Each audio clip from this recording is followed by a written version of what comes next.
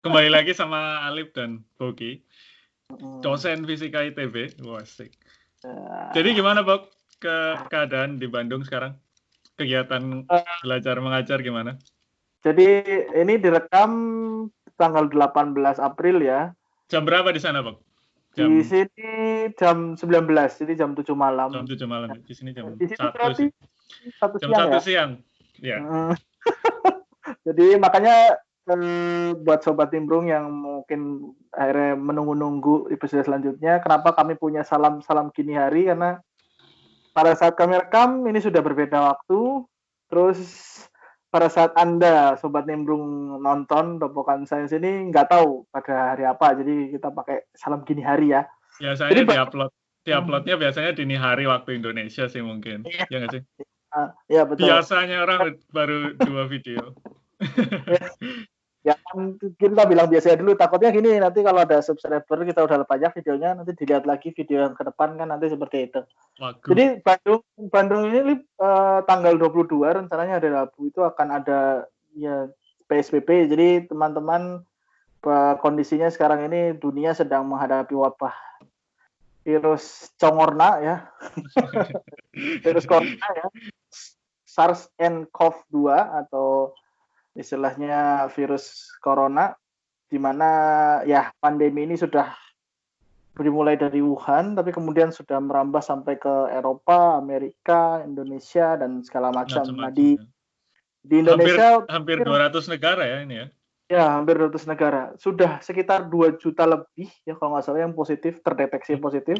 Di Indonesia sudah sampai angka 6.000 yang positif, itu pun yang terdeteksi karena kan Iya. pemerintah sedang terus menggalakkan swab test dan segala macam. Nah, sekarang yang lagi happening itu adalah PSBB, yaitu pembatasan sosial berskala besar, di mana ya istilahnya karantina wilayah lah, kerennya Iya. PSBB. Kalau di Edinburgh itu nama kota ya, terus malah jadi orang ngerti geografi ini bagaimana ya. Scotland gimana, Lip? Scotland di sini lagi lockdown sih istilahnya. Jadi kita nggak boleh keluar rumah kalau ininya nggak penting-penting banget. Apa alasannya? Kita boleh keluar rumah kalau buat belanja, misal ke Moro atau ke mana sih? Gria itu boleh.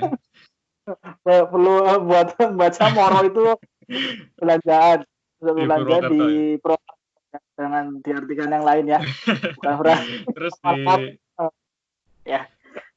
Terus kita boleh keluar sekali sehari buat apa sih namanya olahraga lah, jogging gitu boleh sih. Tapi kemarin minggu kemarin kan saya pergi jogging kan hari Minggu. Apa sih namanya cuacanya lagi bagus gitu lah, cerah kayak hari ini sih. Hari ini pengen pergi juga, tapi kayaknya rame. Minggu kemarin rame soalnya di taman situ di samping perumahan, di samping komplek. Banyak orang kan saling papasan, jadi parno sendiri kan jadinya. Waduh, ini orang ada virusnya nggak ya gitu kan.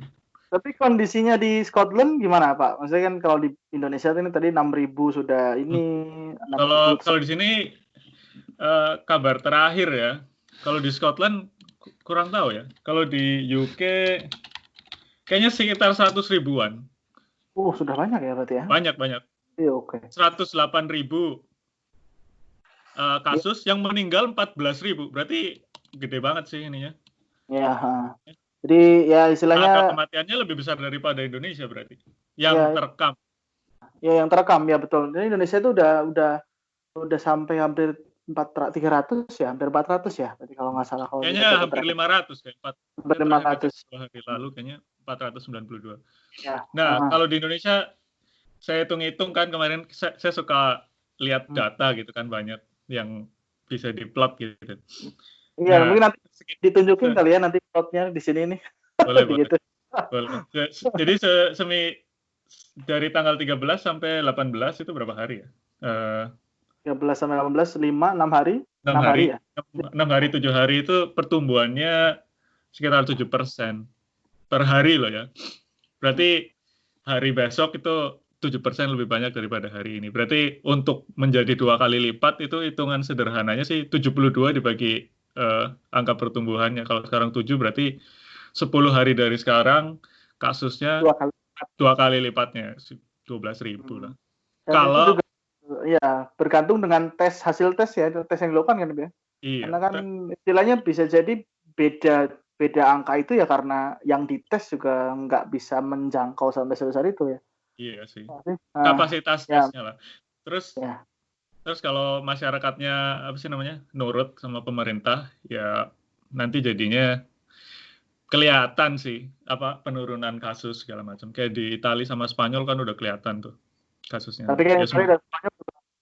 istilahnya melewati masa kritis dulu kan istilahnya. Semoga Iya. istilahnya karena kita dengar dari beberapa media bukan mendiskreditkan negara lain, mesti banyak berita bahwa karena ada suatu masa di mana warga itu tidak mengindahkan pemerintahnya saat itu sehingga sempat melewati masa kritis tapi kemudian akhirnya ya bisa lewat juga sedikitnya. Walaupun ya kita melihat yang penting intinya adalah semoga pandemi ini bisa cepat berakhir dan kita yang mungkin nggak ada di garis depan. Misalnya garis depan itu kan kita punya teman banyak ya Lip yang kemudian jadi dokter, jadi dokter banyak istilahnya banyak cerita mereka tuh kekurangan banyak hal, banyak yang menyebabkan pasien-pasien yang istilahnya tidak bisa jujur, tapi banyak juga sudut pandang yang lain. Tapi yang penting intinya sebagai orang yang tidak berkecimpung di bidang itu tapi memahami keadaan yang sebenarnya bisa cukup dewasa adalah pertama turut berdoa dan menyukseskan beberapa program pemerintah sama jadi duta di rumah aja. Iya benar, di rumah aja sih. Karena itu manjur. Udah kelihatan di Spanyol dan Italia.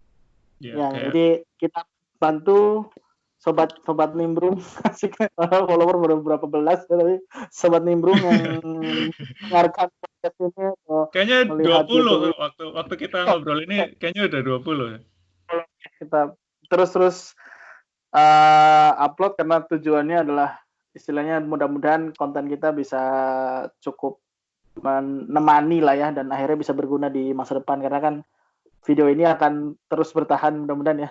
Amin. Kalau nggak ya. Semoga pandemi ini cepat berakhir dimanapun sehingga kita bisa pergi keluar dan nanti dan orang luar bisa ke Indonesia juga maksudnya. Ya betul. Nah, kesibukan di Bandung ngapain Bob biasanya Bob? Kebetulan jadi hari ini tanggal 18 saya mengajar fisika dasar jadi hari ini adalah hari ujian kedua tanggal 18 April. Akhir pekan ujiannya. Ya, ujiannya online. Ada beberapa server yang dikembangkan di kampus. Ada support admin, semua bekerja dengan giat. Ada banyak kendala yang terjadi masalah server karena memang semua dipersiapkan dengan waktu yang sangat sempit dan keadaan yang sangat kritis ya. Tapi alhamdulillah semua terlewati. Mudah-mudahan istilahnya sebagai dosen yang punya kewajiban menyampaikan ilmu dan melakukan proses evaluasi pembelajaran semua mahasiswa bisa mendapatkan haknya lah ya. Cuma ya keadaan yang ada karena ini saya 10 tahun di ITB ini baru pernah ditambah kemarin sepanjang zaman ITB berdiri juga kayaknya baru pernah ya. Mungkin dan saya lulus doktor alhamdulillah bulan ini ya berarti bulan April ya awal bulan ini sebenarnya cuma saya tidak cum laude tapi corona laude karena ceritanya harus di rumah dan ya disyukuri lah karena gelar itu artinya adalah tantangan buat kedewasaan untuk menghadapi hidup ya terus mantap sangat bijaksana untuk kegiatan sehari-harinya maksudnya selain apa sih namanya kan biasanya kalau nggak lagi musim corona kan bisa nongkrong sama teman-teman bisa main badminton bisa ngapain gitu biasanya. Buku baca pekerjaan juga dibawa kita lanjutkan ada beberapa film yang akhirnya harus saya suka nonton film baik itu seri atau film panjang saya suka nulis puisi beberapa hal jadi sebenarnya kebanyakan kegiatan ketika di rumah aja itu adalah tentang menyelami diri sendiri karena setelah dipikir-pikir pergi keluar juga sebenarnya tidak terlalu banyak pilihan buat saya ya terutama untuk saya pribadi kalau mau pergi juga kemana. Kalau Alif gimana? Kalau saya sih lagi baca ini sih komik judulnya apa sih Vagabond tahu nggak? Vagabond ya yang dia tuh kalau saya saya pernah dengar si art-nya itu kayak pakai Pakai kuas dan ya pakai kuas sama cat air gambarnya. Episode terakhir. Tapi dia berdasarkan novel sih. Saya juga pernah baca novelnya dulu waktu zaman SMA. Waktu luang baca novel judulnya Musashi. Dulu suka banget baca iya, komik-komik betul. samurai Jepang. Kayak 47 Ronin, Musashi, Taiko segala macam. Saya suka baca tuh. Ya, terus kalau nggak salah novel yang kamu pernah Vagabond beli bagus. Kenapa? ya waktu itu yang Seno Gumira Jidarma itu yang tebel itu. Nagabumi. Nah itu Nagabumi. kalau nggak salah ada seri ketiganya kalau Oh nggak salah iya. di iya saya waktu itu pernah Masa lihat. Oh, mau dong, Pak? Soalnya aku nanti sih nanti udah coba. nungguin dari tahun 2011 kalau 2010 kayaknya. Itu novel yang kedua tuh keluar 2010 kalau nggak salah ya. Terus saya tungguin, berarti udah 10 tahun saya tungguin belum keluar-keluar. Kalau udah keluar saya seneng banget tuh, saya harus beli itu. Soalnya Kayaknya punya ya. dua jilid kan. Ah. Tapi jilid yang pertama belum ketemu. Siapa dulu kayaknya pernah minjem, cuma saya lupa orangnya, terus orangnya juga mungkin lupa balikin. Ya gampang lah, nanti beli lagi lah. Ya. Sultan, anak Sultan kan. Oke Ya, lah. untuk hal yang Eh, disenangi. Ya, kadang juga saya olahraga sih, Bok. Olahraganya ya seminggu 2 kali lah, lari-lari di sekitar rumah. Kadang apa sih stretching doang. Ya kalau saya kebetulan olahraga itu istilahnya pakai aplikasi ya. Jadi di sekarang Ngulet, beberapa ngulet kalau bangun, wah, keringetan. ya kan otot dilurus-luruskan lah ya. Karena kalau kita punya smartphone atau baik yang paling murah atau paling mahal pun kita bisa istilahnya dapatkan aplikasi yang bisa memberikan kita exercise setiap hari. Cuma yang susah bukan ini sebenarnya. Panduan Ya, maksudnya, bukan ya exercise betul. sehari kan? Bukan. Sebenarnya exercise rahat sih. Kalau saya lebih suka exercise rahat. Punya. Oh ya, terus makan gimana, Pak? Jadi Di kosanmu kan nggak kebetulan bisa masak kan? ya kan adik saya kan juga di sini ambil kuliah S2 juga fisika medis tapi sebenarnya fisika medis karena dia pengen jadi dokter tapi nggak kesampaian. Mudah-mudahan ya kita doakan bersama agar dia dapatkan apa yang dia inginkan. Dia kosan agak jauh sih dari saya tapi dia punya dapur dan ada kulkas. Jadi posisinya saya sebagai investor, Lip. Oh, investor. Oh, Ya, nyediain uang. jadi ya dia butuh bahan apa, dia yang masak dan Ya, saya tapi hari uang untuk keluarga kan emang investasi lah masuknya. ya Bukan. istilahnya kita mencoba untuk jadi dia masak, saya tiap siang itu hanya ambil saja. Jadi saya pakai motor ambil makanan terus untuk siang dan malam nanti kemudian ini. Dan kalau dia pas lagi minta libur maksudnya kayak biasanya 2 hari sekali dia masak lalu hari ketiganya kita pakai pesan antar untuk membantu juga para ojek online agar dan warung-warung istilahnya tempat makanan agar bisa dapat juga. Kalau masak ya berarti. Kalau di sini masak. Yang jual makanan tutup semua. Makanan jadi maksudnya ya. Jadi kita beli sayur, beli daging, beli buah. Saya akhir-akhir ini lagi keranjingan. Apa sih? Jeruk. Mandarin itu Mandarin ya? Mandarin. Bukan ini jeruk apa sih namanya? Nggak tahu lah, jeruk dari Malang mungkin ya. Malang melintang ya. Nah, ngomong-ngomong soal buah-buahan nih, Pak. Kan mereka banyak warnanya. Mungkin kita ngobrolin spektroskopi ya, mungkin. Oh, oke. Soalnya ya, karena kalau ngomongin spektroskopi sebenarnya juga tertarik nanti terkait kemarin tuh sempat ada yang istilahnya gempar itu. Kita itu harusnya kalau berjemur jam berapa sih gitu. Oh, ya, iya. Terus ada juga dosen dari kolega asik sekarang sebenarnya dosen saya dulu ya satu sama sekarang jadi kolega. Istilahnya dia membuat penelitian terkait energi dari sinar UV yang ada datang dari cahaya. Mungkin bisa ya, kayaknya nyambung ya kalau kita bahasnya juga ke situ ya, Lem ya. Boleh sih, kayaknya nyambung. Tapi saya kalau efeknya ultraviolet ke kesehatan sih saya kurang paham sih. Cuma untuk penetrasi sinar UV berapa dalam gitu mungkin bisa sih. Ngerti sedikit-dikit lah. Ya, nanti kita lihat lah bisa kemana. Yang penting istilahnya episode 1 dan 2 itu tentang kerjaan saya. Ya, istilahnya kan gambarnya kerjaan saya apa yang saya pelajari. Sekarang giliran kerjaannya Alip nih. Nah, nanti setelah episode selanjutnya sebenarnya saya ada beberapa bintang tamu Alip. Jadi tentang biologi molekuler saya dapat, astronomi juga adik kelas saya berkenan katanya untuk jadi narasumber. Jadi Saya pengen apa sih namanya? Saya pengen ngobrolin sama teman yang lain sih, kayak anak teknik sipil, public health atau segala macam sih. Ya, pokoknya buat sobat nimbrung Tungguin. Iya, mau nimbrung tuh nggak cuma sekedar kita saja, cuma ya karena episode awal ya kita dulu lah kita makan. Jadi kita sudah punya beberapa calon narasumber baru, sehingga bisa memperluas khazanah perilmuan lah. Ilmunya ilmu pasti tapi ya, enggak yang pasti. Ilmu berdasarkan konon katanya segala macam. Ya, Oke, kita mulai ya.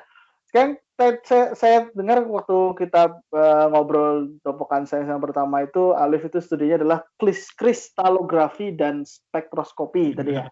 Yeah. Janjannya secara sederhana, kristalografi dan spektroskopi itu apa sih? Oh, beda banget itu.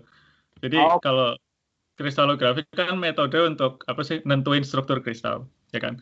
Kan di segala macam materi yang biasa kita pegang kan, yang biasa kita rasakan, semuanya kan terdiri dari atom-atom. Atom-atom bisa unsurnya macam-macam, tapi mereka adalah atom sih biasanya. Enggak biasanya, emang semuanya. Ya kan? Ya. Atom kan ada intinya tuh. Inti atom namanya nukleus, dikelilingin sama elektron. Mereka bisa berikatan satu sama lain dengan cara berbagi elektron, namanya ikatan kovalen ya kan, atau elektronnya dari satu atom dikasihin ke yang lain, terus mereka berdua jadi bermuatan, terus berikatan secara gaya Coulomb, namanya ikatan ionik. Bener? Setuju? Ya. Paham kan sampai sini kan? Paham, ya.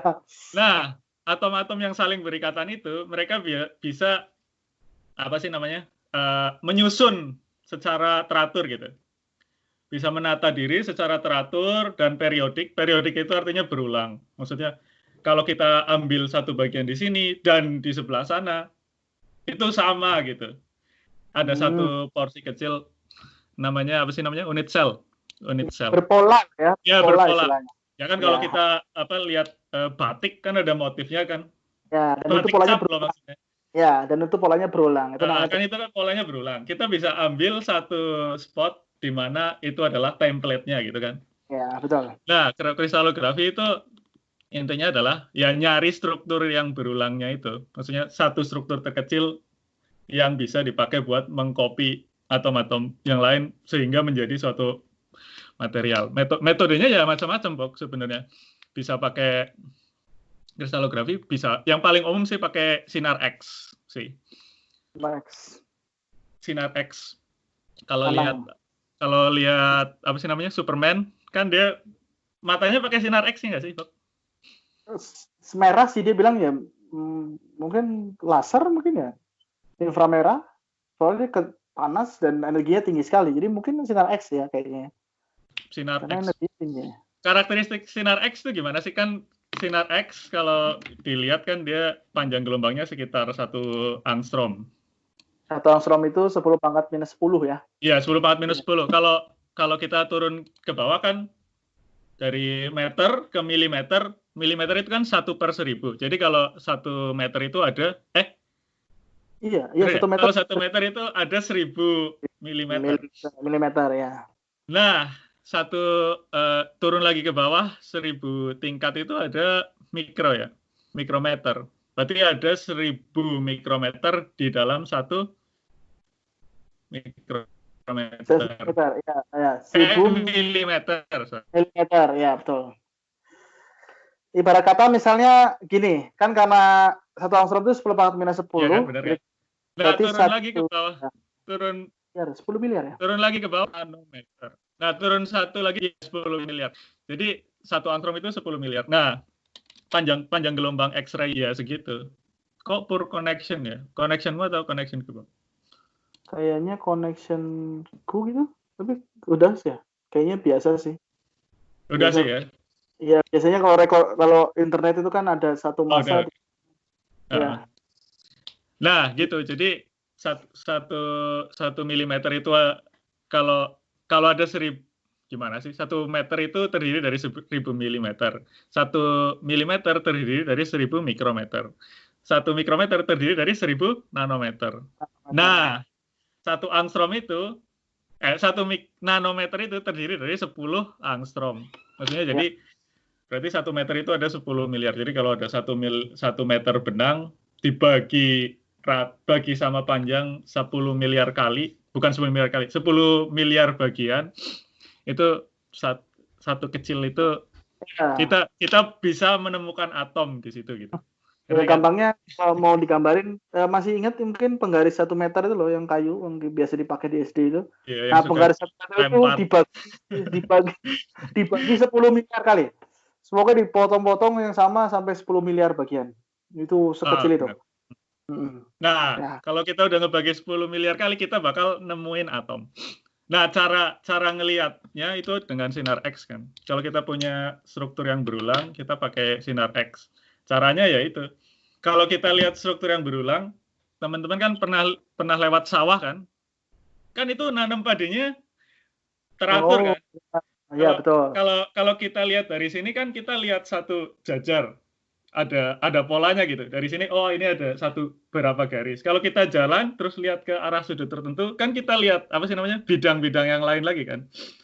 Nggak cuma apa sih namanya, bersilangan kan. Ada bidang yang miring segala macam. Nah, kristalografi itu gitu. Atom-atom kan tersusun secara berulang. Jadi kalau ada sinar X lewat dari segala macam sudut, itu dia bisa membentur atau memantul pada bidang tertentu. Nah, bidang-bidang itu nanti dikumpulin, dihitung intensitasnya, terus polanya dilihat, di mapping secara 3 dimensi. Nah, pantulan itu namanya reflection sih, kita ngomongnya. Nanti hubungan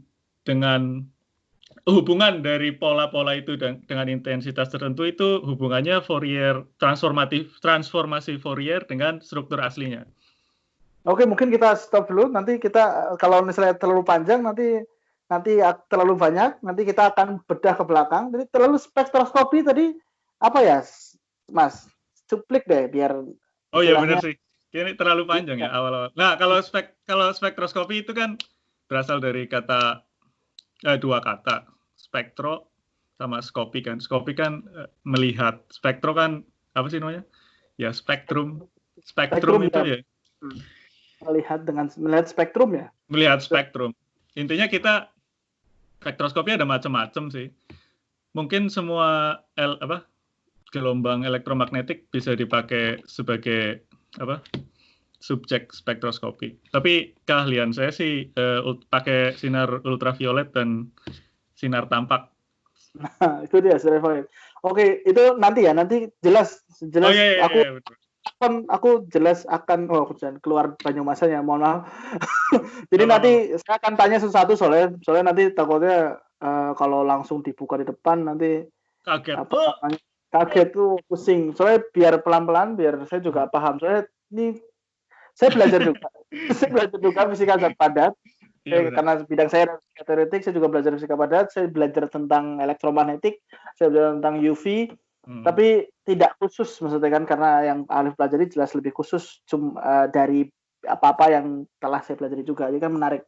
Nah, sebenarnya sebelum ke situ deh, kenapa sih kok tertarik? Maksudnya istilah gini, jadi saya dan Alif, aku dan Alif ini kan satu fakultas di ITB dulu S1 FMIPA, tapi Alif memilih kimia, prodinya saya memilih fisika. Dan Alif juga pernah ngambil mata kuliah di fisika juga, walaupun ya pernah ngambil di fisika zat padat karena kan berguna ya buat penelitiannya ya sebenarnya ilmu itu ya. Nah itu kenapa kok tertarik, nggak kimia-kimia yang lain yang kayaknya lebih, atau ini basah juga nih ceritanya? Tertarik kimia zat padat berarti ya. Saya dulu tuh emang saya kan emang suka kimia kan dari SMA. Ya semua orang tahu, mungkin nggak semua orang sih, mungkin semua teman-teman juga tahu kalau saya anaknya kimia banget. Jadi saya masuk kimia ITB, terus sampai dengan tahun ketiga saya suka di keorganisasian, nggak terlalu ngurusin soal akademik ya kan. Akademik jeblok. Terus tahun keempat kan waktunya waktunya untuk TA sih apa sih Pak? Tugas akhir ya. Nah, ya skripsi lah mungkin kalau. Nah, terus saya tertarik ke fisika zat padat karena dia tuh aplikatif gitu, langsung kelihatan gitu, device kan. Kita ngurusinnya sama device gitu. Kita bikin device kayak apa sih, dioda, LED, solar cell gitu kan. Kita langsung bikin kelihatan. Jadi saya, oh keren juga nih gitu kan. Kalau kimia yang lain kan apa sih? Ya bagus juga, ada aplikasinya juga. Cuma mungkin harus ada pengolahan lebih lanjut lagi gitu, nggak langsung kelihatan barangnya gitu. Mungkin untuk yang lain-lain kayak apa sih namanya? Elektrokimia gitu sih mungkin langsung kelihatan sih. Tapi untuk kimia organik bahan alam gitu segala macam kan kalau kita udah dapat zatnya kan harus diuji klinis lagi kan di farmasi gitu misal. Nah, kalau zat padat ini enggak, jadi saya tertarik. Oh, nah karena ini adalah fisika zat padat ya kan. Ya, karakterisasinya maksudnya untuk mempelajari material yang kita bikin itu ya apa sih, pakai metode-metode itu tadi yang saya jelasin di awal yang ngomong panjang lebar soal kristalografi. Salah satunya yang paling penting itu kristalografi. Kristalografi itu ada dua macam. Kristalografi sinar X itu ada dua kelompok besar, yaitu single kristal atau kristal tunggal, yaitu kristalnya emang bagus gitu. Satu besar, ya 1 milimeter mungkin. Oh, milimeter itu besar ya? 1 milimeter di situ besar ya? Ya, meternya. Oh, 1 milimeter itu besar kalau di kristalografi, kalau single kristal. Lumayan besar. Malah terlalu besar mungkin. Nah, kalau yang kelompok kedua yang terbesar itu serbuk, difraksi sinar X serbuk. Sebetulnya kalau serbuk kan maksudnya kristalnya nggak besar kan. Jadi Jadi kayak yang saya spoiler dari tadi kan, kita kalau di kristalografi kan ngelihatnya apa sih? Ngelihat pola-pola pantulan sinar X dari kristalnya kan. Kalau powder itu bukan spot-spot gitu, tapi kayak kon apa sih namanya? Oh, oke. Kerucut? Kerucut ya, bentuknya kerucut. Pantulannya jadi kerucut. Nah, karena kerucut itu jadi data yang kita peroleh kan lebih sedikit. Jadi single kristal itu paling bagus untuk nentuin struktur. Istilahnya pokoknya Alif itu sebenarnya tertarik kepada sesuatu yang kepada kristalografi. Saya sangat tertarik banget ke kristalografi karena di kristalografi itu kan kita mempelajari struktur kristal segala macam. Dari struktur kita akan tahu sifat-sifatnya ya kan. Kita bisa prediksi sifat-sifatnya. Nah, terus tentang kristalografi ini kan berarti artinya kan Stern ya, kalau Alif itu Alif itu sukanya kristalografi karena dia istilahnya hasilnya langsung terlihat. Betul. Bukan berarti mendiskreditkan yang lain, tapi yang lain enggak. Interest kan masing-masing ya punya selera. Dan ini terkait kristalografi itu kan tadi kan dijelaskan istilahnya material itu kristalnya disinari, dia punya pola, lalu pola dari sinarnya itu dilihat. Nah, batasan dari kristalografi ini apakah menumbuhkan si kristalnya, bikin kristalnya, atau istilahnya nemu material di alam atau apalah, terus kemudian kita lihat karakteristik alam itu, apakah hanya sekedar itu atau sampai bikin, oh nih pengennya gini nih ya kristalnya gitu. Kristalografi itu ya karakterisasi kristalnya. Kristalnya entah dapat dari mana, orang lain yang numbuhin gitu. Misal orang yang mengkarakterisasi kristal itu namanya kristalografer gitu. Jadi kristalografi ya ilmu buat mengkarakterisasi kristalnya, bukan menumbuhkannya. Kalau menumbuhkannya kan orang sintetik, ya kan. Jadi kalau lebih ke hilir ya atau gimana? Lebih ke penentuan struktur, bukan sintesis. Kadang ada orang yang sintesis, misal material organik biasanya kan disintesis kan. Terus dia tumbuhin kristalnya. Nah, kristalnya ini dikirim ke kristalografer biasanya. Nih, tolong dong liatin strukturnya gitu. Gitu, Bob. Jadi kalau ada kemungkinan kristalografer itu merangkap sebagai sintesis kristal atau jarang sih biasanya sih. Kristalografer biasanya sibuk dia ngurusin begituan. Kan banyak. Jadi jumlah orang sintetik di satu departemen itu biasanya banyak, ya kan. Orang organik itu biasanya besar grupnya. Karena mereka kan nyintesis harus rajin gitu, nungguin, nambahin ini, nambahin itu, segala macam. Nah, kristal jadinya itu dikirim ke kristalografer. Nah, kristalografer di departemen itu biasanya cuma 1 atau 2 orang gitu. Ya, 3 lah. Nah, jadi dia tuh biasanya sibuk gitu nentuin struktur kristal. Nah, terus ini, istilahnya gini, sebagai kristalografer, itu ada nggak sih istilahnya hal-hal yang kayak misalnya begini kan tadi, aku nggak tahu ya, ini benar nggak tahu. Jadi apakah alurnya kan tadi ada orang yang kemudian menemukan senyawa, ya kan, senyawa, atau kemudian mengisolasi ya. Mengisolasi, kemudian dia sintesis senyawa tersebut, ya kan.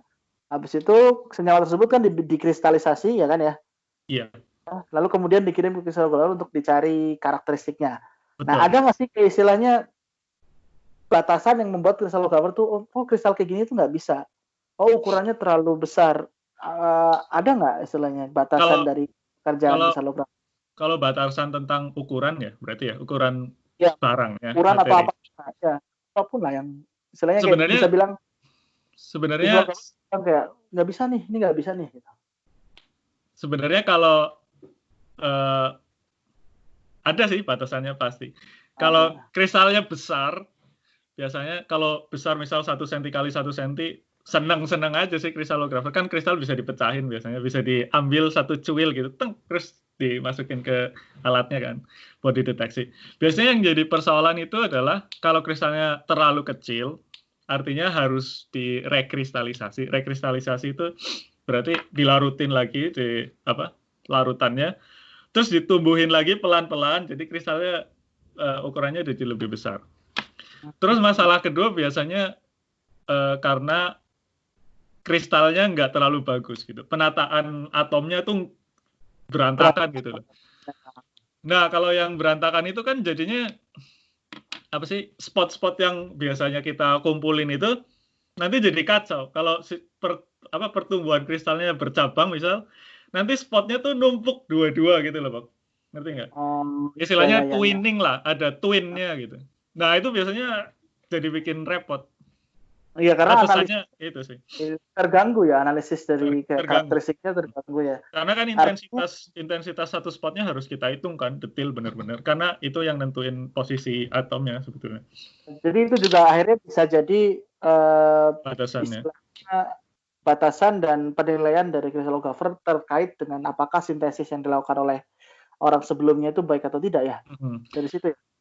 Ukurannya 1, kedua kristalnya bagus atau enggak. Kalau yang pertama itu biasanya kita bilangnya defect sih, cacat. Defect cacat. Misalnya cacat nggak nih gitu. Iya. Nah, terus balik ya, kalau gimana tadi? Balik lagi ke minat atau gimana? Sudah jelas lah. Jadi dengan gaya bicara, intonasi sepertinya ini sudah sangat menggebu-gebu. Saya lanjutin nih. Ini balik terkait masalah ukuran nih, besar kecil. Jadi kan kalau tadi katanya kalau didapat 1 cm itu senang sekali. Ada juga kalau terlalu kecil harus direkristalisasi. Nah, sebenarnya kadang ya kalau ukuran besar ya, maksudnya kayak itu besar sekali gitu. Karena besar itu kata sifat, saya selalu lihat besar itu dibandingkan dengan sesuatu. Nah, kalau kristalografer itu besar itu segimana sih? Ada optimumnya nggak sih besar ini? Tergantung sih ya. Kita ngomonginnya apa? Ngomongin unit cell-nya atau ngomongin besaran kristalnya? Kalau ngomongin bendanya secara langsung, kalau kita dapat, saya sih nggak banyak nggak banyak ngukur kristal orang lain ya sebetulnya. Saya ngukur ya punya sendiri lah. Biasanya kalau saya ada kristal yang ukurannya 100 mikron gitu, itu udah lumayan bagus ya. Udah oke. Diubah demi bahasanya. Jadi misalnya gini, kalau saya mau bisa ada sintesis, ada senyawa nih ya, ada senyawa. Kalau saya pengen lihat karakteristik ini senyawa, saya harus bikin kristal dari senyawa ini ukuran segini nih biar cukup bagus gitu loh. 100 mikron lah sekitar. 100 mikron itu datangnya dari apakah dari alatnya? Biasanya dari alatnya sih. Jadi semakin besar kristal itu kan semakin banyak atau semakin intensitas spot yang kita ukur bisa semakin besar kan. Kedua dari alatnya. Jadi alat itu kan pakai sinar X yang dikolimasi. Dikolimasi itu sinarnya dibikin paralel gitu. Nah, besaran apa sih namanya? Besarnya diameter si sinar X-nya itu, beam-nya. Beam apa sih namanya? BIM itu ya Tembakan sinarnya ya. ya BIM itu apa ya? Iya ya bahasa Indonesianya ya BIM lah ya. Ya harus lebih kecil daripada itu. Harus oh iya ya. Karena kalau lebih besar ya nanti radiasinya akan mengganggu si Karena kristalnya. absorpsi sinar X-nya juga dihitung nanti sama alatnya. Apakah dia bakal apa sih ngeabsorpsi sinar X atau enggak? Kan setiap atom absorpsi, dia juga mengabsorpsi sinar X. Sinar X itu diabsorb di elektron-elektron dalam sih. Misalnya satu atom kan dikelilingin elektron tuh. Elektron yang kulit dalam itu yang bakal nyerap sinar X. Ya, karena dia nyerap energi, mungkin kemudian dia bisa berpindah level energi ya. Nanti akan mau tanya tentang itu nanti. Tapi ini, nah balik setelah besar tadi, kan ini udah S3 nih ya. Maksudnya apakah dari kan istilahnya kalau saya S1, S2, S3 itu di ITB, jadi mesti penelitiannya topiknya itu kayak satu jalur. Ini Alif tuh dari Indonesia, kemudian S2-nya ke Jepang, S3-nya tuh sekarang ke Edinburgh. Nah, Pak ya jelas karena tempatnya berbeda, artinya kalau kita bilang satu jalur, nah bedanya apa sih yang Alif pelajari ini dari S1, S2, S3? Mungkin cerita minatnya dulu ya dari S1. Ya. Tadi malah ngalor ngidul lagi. Iya nggak apa-apa. Jadi kan S1 device nih, tertarik ke kristalografi sama apa sih namanya luminescence dari materialnya. Nah S2 saya tertarik ke bikin kristalnya malah dulu. Oh oke. Dulu di Tsukuba ya? Dulu di Tsukuba University ada organisasi namanya NIMS, National Institute of Material Science di Tsukuba. Itu termasuk bagus juga sih di Jepang organisasi itu. Nah saya bikin kristal dari boron, material dari boron.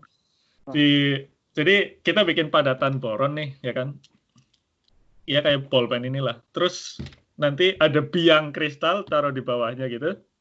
Terus disinari sama lampu xenon, lampu xenon.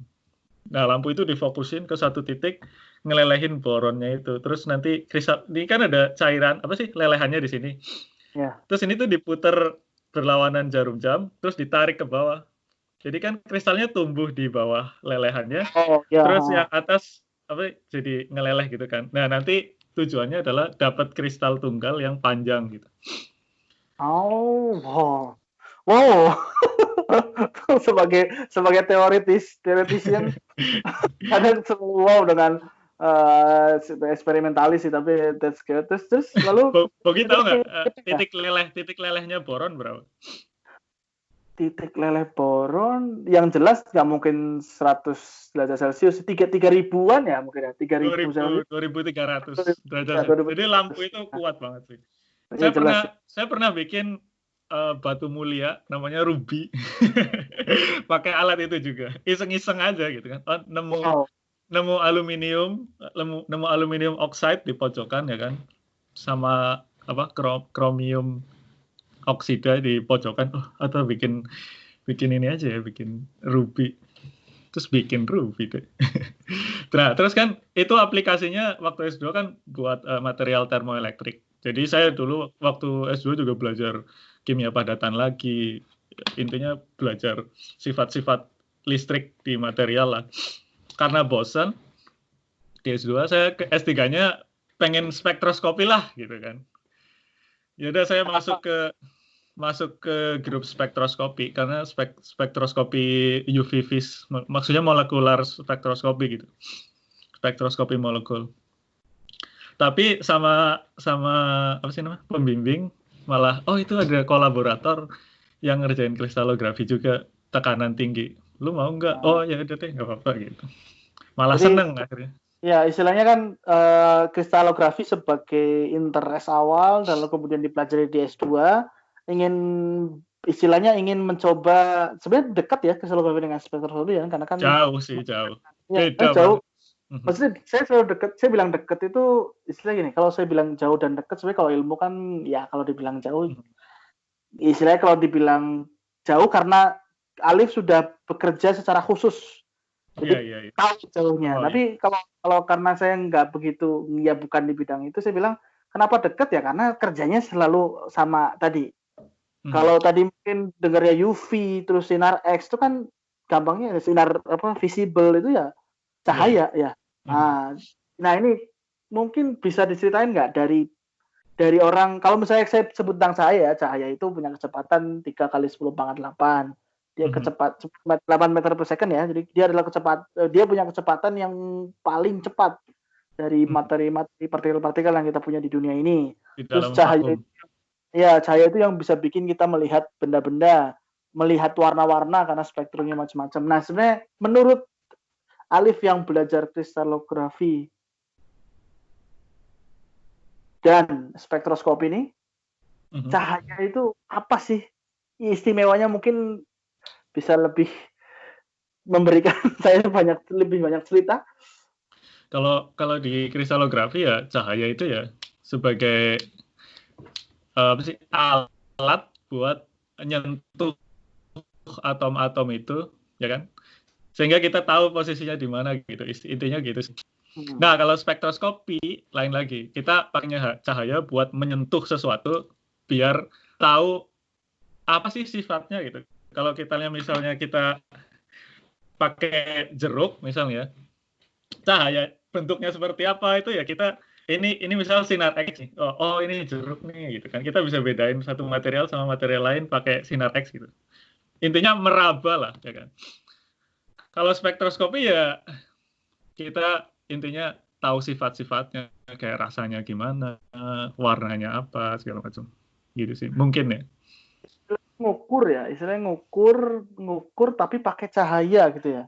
Benar. Gitu. Benar. Karena cahaya gelombang elektromagnetik, yaitu istilahnya spektrumnya banyak, jadi ya energi istilahnya kalau dia pantulannya istilahnya setelah menyentuh dia punya energi yang beda, kita jadi tahu itu ini gitu ya. Ya kan kita setiap hari juga ngelakuin spektroskopi, Bob. Kalau kita ke Superindo misalkan, di situ ada tumpukan buah-buahan. Ke Moro. Ya itu mahal. Bukan itu Superindo ya, Moro aja, Moro. Biar ketemu.